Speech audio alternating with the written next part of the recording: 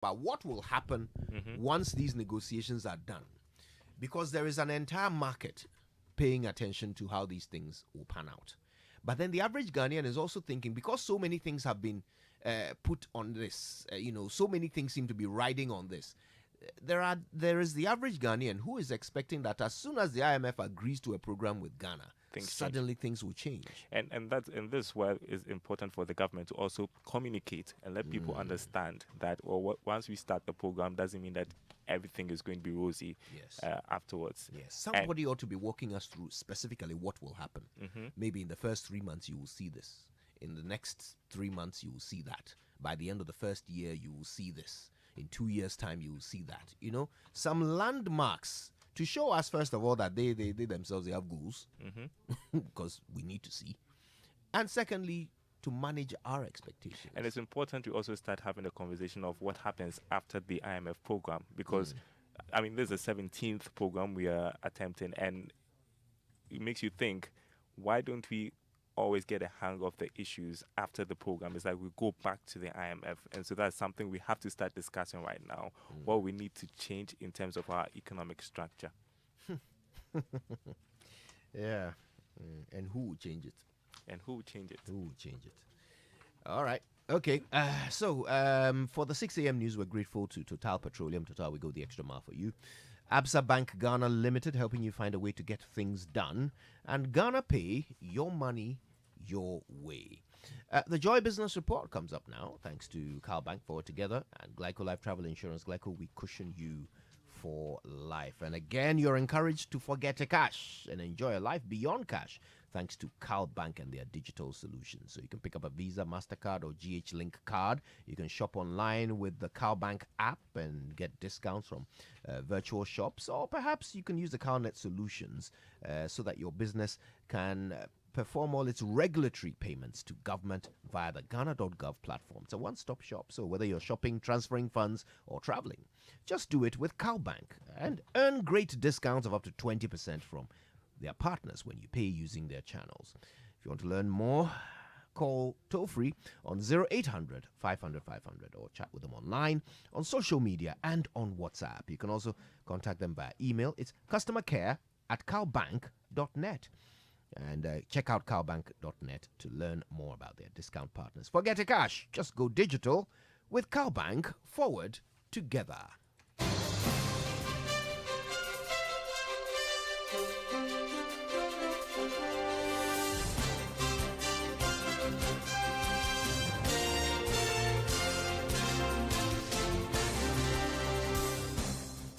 Hello, good morning. Welcome to the Joy Business Report. My name is Daryl. Kwawu. Coming up, IMF deal for Ghana before end of year likely impossible. Also calls for a reduction in the e-levy rate in 2023 budget to make the tax attractive and effective. We'll hear from some panel members from last night's Joy Business pre-budget forum. Also, Ghana National Chamber of Commerce and Industry describes 2022 budget as the worst in the last 30 years. Meanwhile, Guta blames high cost of goods on the reduction or reintroduction of the benchmark values, describing it as an illegality. Details coming up.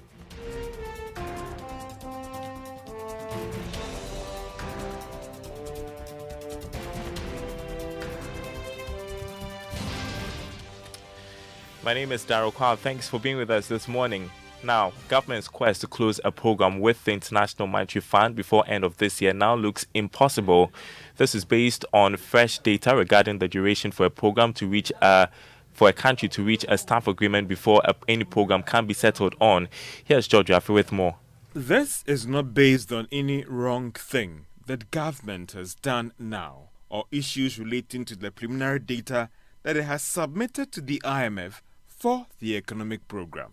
Looking at the processes that government has to go through before it can secure a staff deal, end of year target, or even before, looks impossible. Some persons with knowledge of the current negotiations have noted that unless the IMF waives some of the processes, then closing that end of year deal might be difficult. Here's another thing that you want to consider. The IMF mission is expected in town by the end of this month and should be leaving by December 15, 2022. Now, it could take about a month for a full report to be ready, or call it a staff agreement to be finalized for that board consideration. This is because looking at those legal processes that the staff deal has to go through, closing a program before the end of this year again raises a lot of questions. We are also learning that final letter of intent, as well as the full economic program document,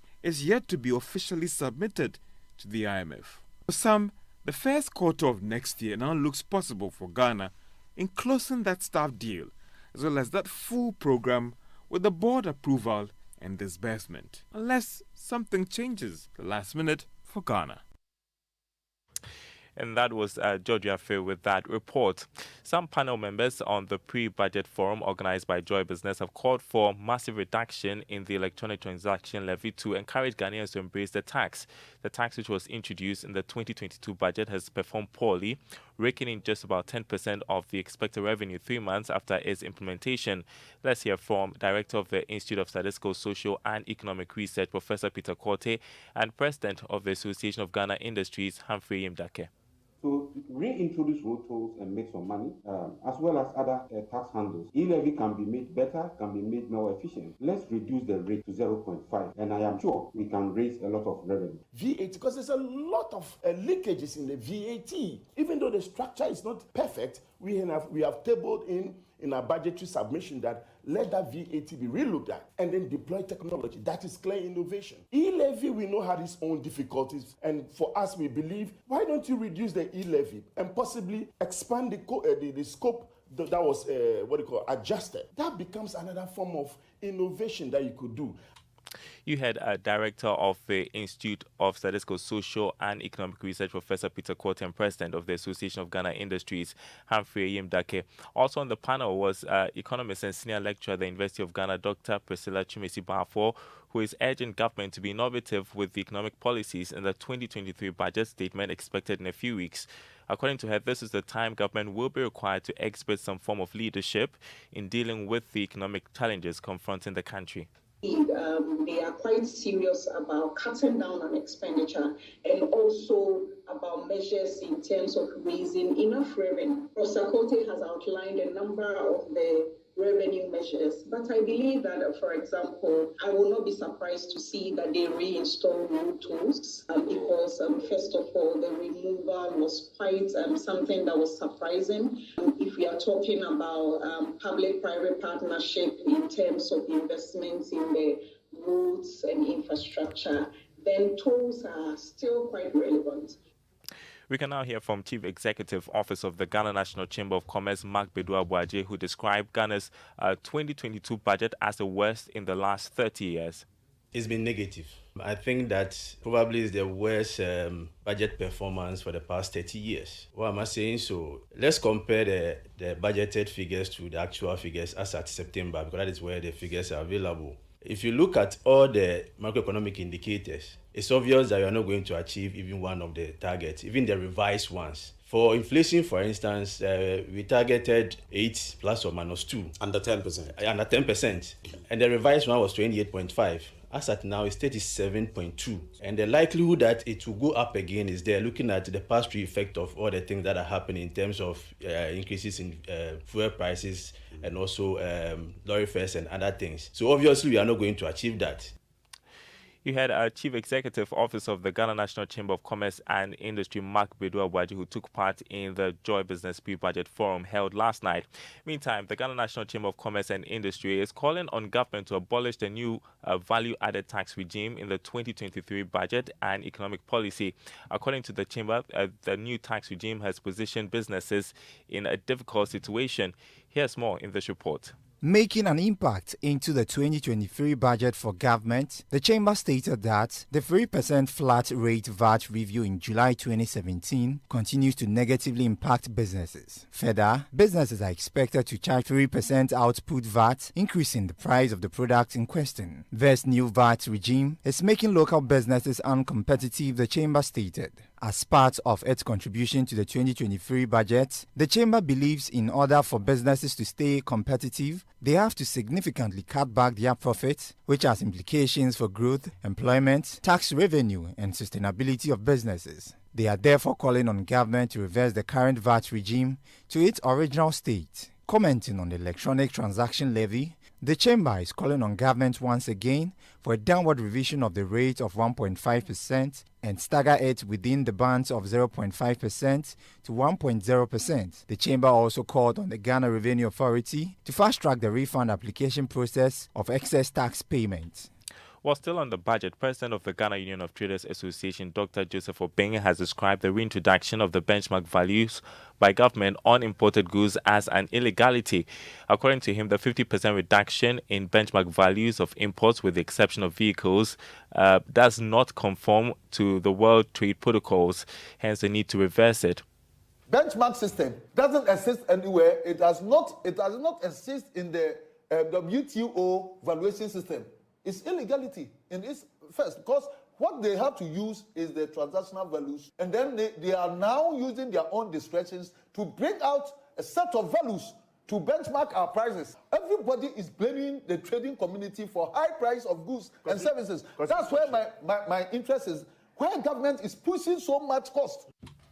President of the Ghana Union of Traders Association, Dr. Joseph Obeng. Let's turn to other news. This morning, the National Seed Trade Association of Ghana is calling for a robust regulatory framework to revive the seed sector. According to Chief Executive Augusta Nyama-Di-Clote, the agri industry can be improved through the facilitation of the seed industry. She spoke at the 3rd National Seed Forum. The objective for NASDAQ is to bring all the seed value chain actors from public sector, from private sector, to be able to discuss issues pertaining to the seed industry, progress we have made over the years, and issues that are coming up for us to discuss and find amicable solutions to it, to build the seed industry to become more robust for us to do business in Ghana and beyond. Fortunately for us, the 3rd one, we have decided to expand it. It includes other things in the seed sector, and we are hoping that at the end of it, we'll have a draft investment plan for the seed sector. Augusta Nyama-Di-Clote, Chief Executive of the National Seed Trade Association of Ghana. It is quest to present clients and customers with a comfortable and secure driving experience. Leading automobile dealer Silver Star Auto Limited has launched 2 new Ica brands onto the Ghanaian automobile market. The 2 new brands, which are the Ica buses and trucks, are a division of Volvo, manufactured in India. Akbar Siddiqui is General Manager in charge of sales at Silver Star Auto Limited. We have launched the Eicher brand of trucks and buses. Eicher is a division of Volvo manufactured in India. It is a household name in India, the Eicher brand, and a very well-known logo of a horse. Basically, what sets Eicher apart from a lot of the other truck manufacturers, it's attention to detail. What I mean by this is we always ask ourselves, what is it that the owner of a truck is looking for? And ideally, you're looking for a return on your investment and a low total cost of ownership of the vehicle. And with Eicher in India, it's basically known for its low mileage. So it can run the furthest with least amount of diesel. For the next 2 weeks from today's date, that's November 3rd, we are offering a 5% discount on all Eicher vehicles as part of our launch incentive. Eicher, apparently. General Manager in charge of sales at Silver Star Auto Limited, Akbar Siddiqui. Before we go, let's check the markets for you this morning. On the currency market, the dollar going for 14 cedis 20 pesos, the pound going for 13 cedis 55 pesos, and the euro, or I mix it up, the pound going for 15 cedis 50 pesos, the euro trading at 13 cedis 55 pesos. On the commodity market, crude oil dropped marginally to open trading at $97 a barrel. Gold is selling at $1,669 an ounce after losing almost $7 from yesterday's trading. Cocoa, however, gained $56, is trading this morning at $2,486 a ton. There is more news on our website, myjoyonline.com/business. My name is Daryl Kwawu. Thanks for listening. The Super Morning Show continues. Don't go anywhere.